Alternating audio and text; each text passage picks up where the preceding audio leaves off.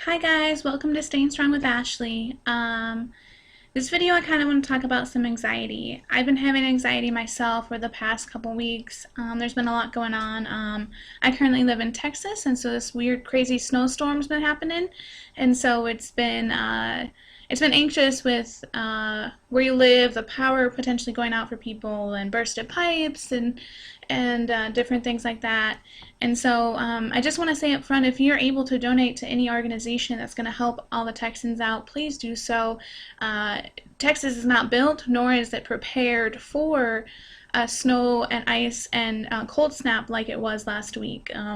Definitely is nothing like the Midwest of where I'm from. And so it definitely isn't built for that. And there are a lot of people who need prayers and donations just to help out. Like I said, people have had their frozen pipes burst and then flooded, and then items ruined. Homes have had power outages for a long time. I still know people who probably won't get their water back on for another couple of days after this, and so much more other things. So definitely, if you have any opportunity to reach out or donate, please do so. I'll put some links in the description just so you can be able to donate to that as well.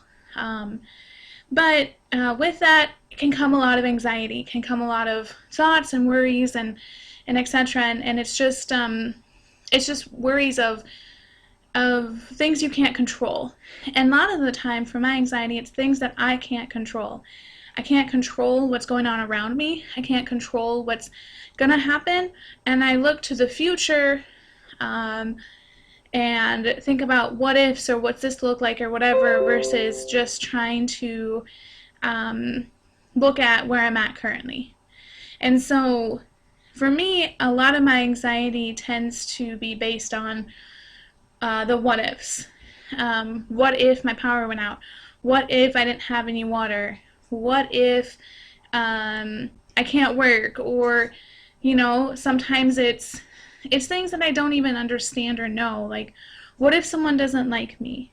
I have a lot of what if questions, or it tends to be, I said this thing yesterday, and now that makes me look stupid, and what are they going to think about it, or how do I move forward with this? And once anxiety hits for me personally, that can turn into a lot of fear that holds me back. Fear that says, no, don't move forward like that because you might get hurt. Or fear that says, well, you can see the worst case scenario down the line, so you shouldn't be doing that, like do what's safe. And although there are times when doing what's safe is good, it's not always beneficial, and it's not always the opportunity to have that.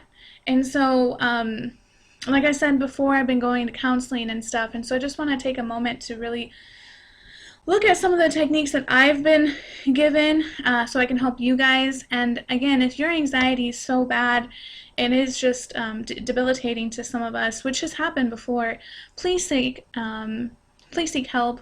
There's mental health professionals out there who can work with your insurance, who can work with you directly, and I believe some states can offer some of that help too. So just get the help you need. Getting help and going to therapy is not a bad thing.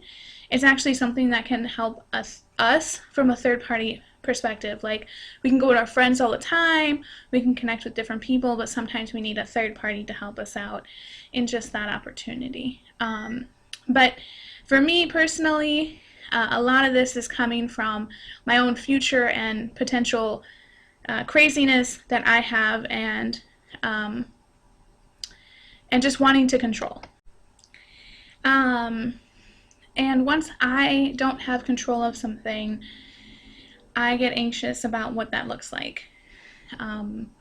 Like I said, Texas had a big craziness that happened. I live in an apartment building, and so for me personally, I got really anxious about if my power was going to go out, if I was going to have water. What did that look like? What does that look like? What if everything flooded? I'm on the second floor, so that would be a lot for me, honestly, but that doesn't mean that things can't happen. So I had to sit back and realize that when I get these anxious thoughts that cause me to be so overwhelmed that I'm not able to truly understand what's happening and I can't control the situation. What is it that I need to do? And again, some of these things I've gotten from my therapist. I've also found some items online, and I'll put them in the description too, just to be able to help you guys out more and help you understand. The first question I tend to ask myself is it true? Is my thought true? So, for an example is, my power's going to go out. Well, that could or could not happen. Okay, it isn't true right now. So, should I be thinking about it if it's not true right now? Other times it's, I really hurt that person, and that caused me a lot of anxiety in what they're going to say. That's true. That's a true statement. I really did, or I said something stupid or whatever. Those are very true statements. The next one is, what is it that I can control? Can I control the outcome of the situation? Most of the time the answer is no. I can't control a lot of it. I can only control a small percentage of it. The other one is, if this is true, what makes it true? Right? So, what makes this true for me?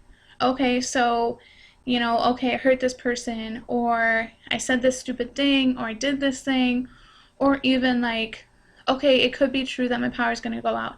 What's the evidence? Well, a lot of people, their powers are out, there's things around me, and etc.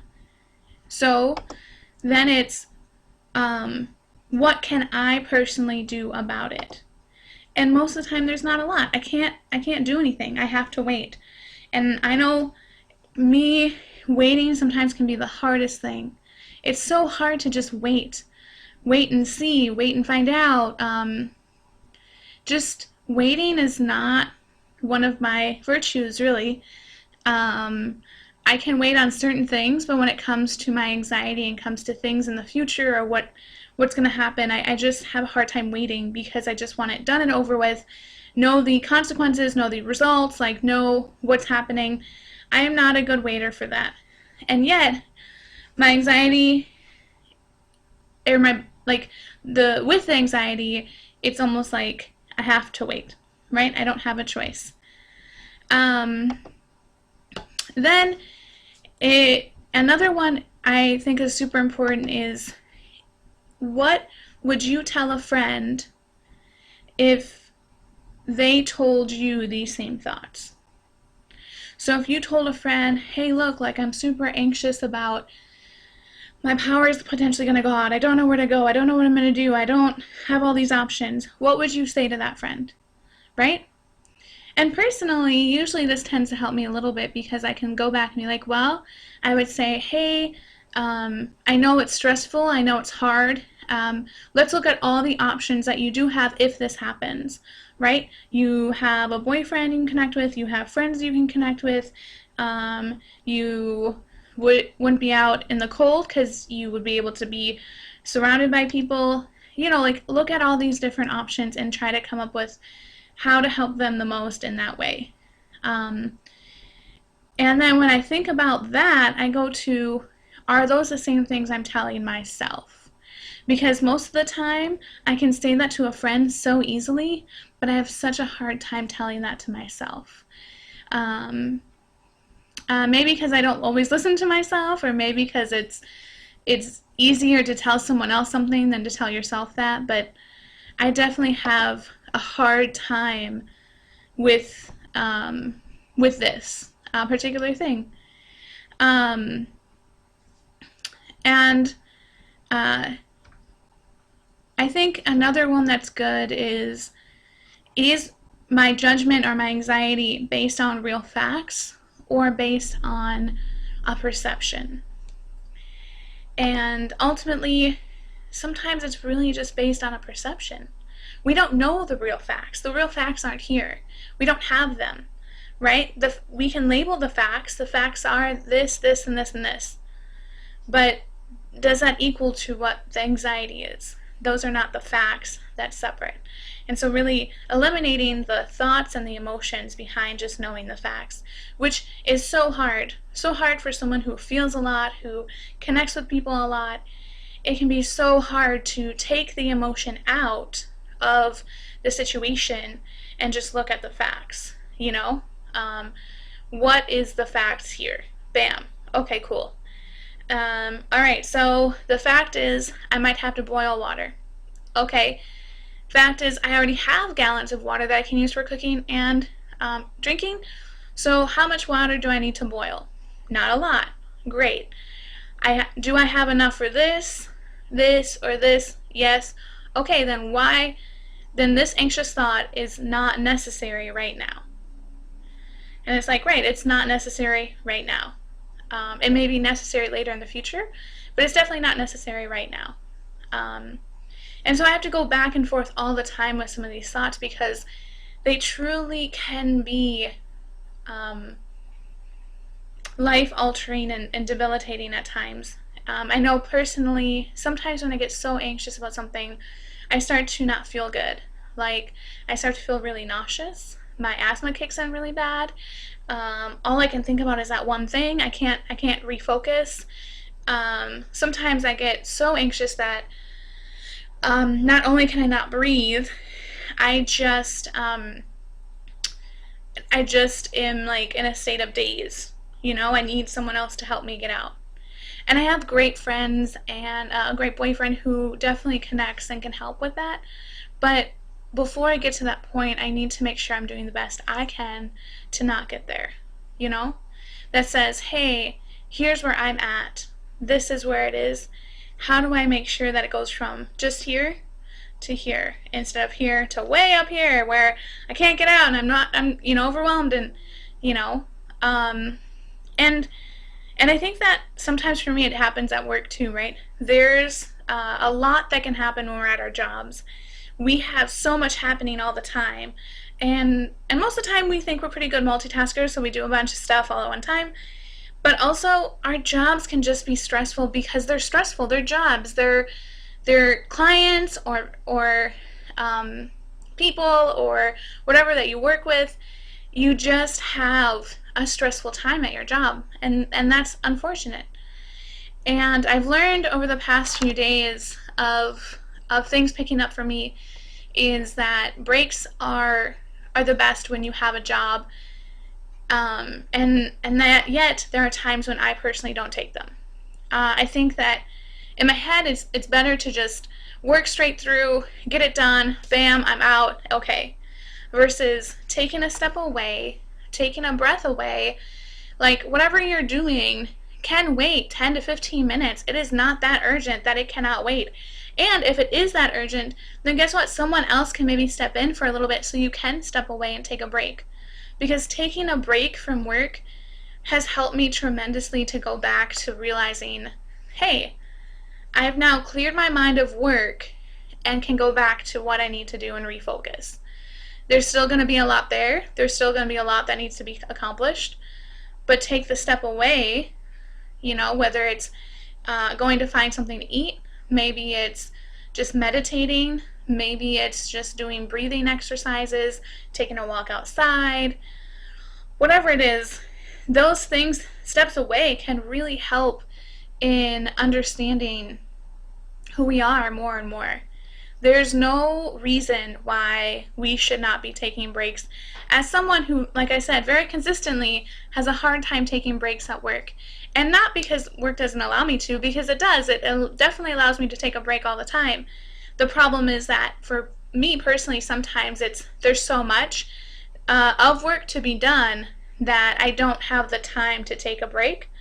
But that can lead to anxiety, overstressed, overworked, and not good for my own personal mental health. So I just implore you also to take breaks and to use some of these tips and tricks, and maybe there are other ones out there that I haven't said, to help with any anxiety that you have.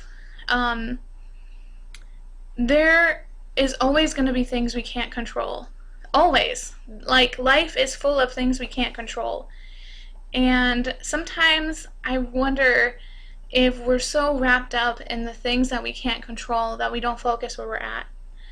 Um, and one of those things is having a great support system.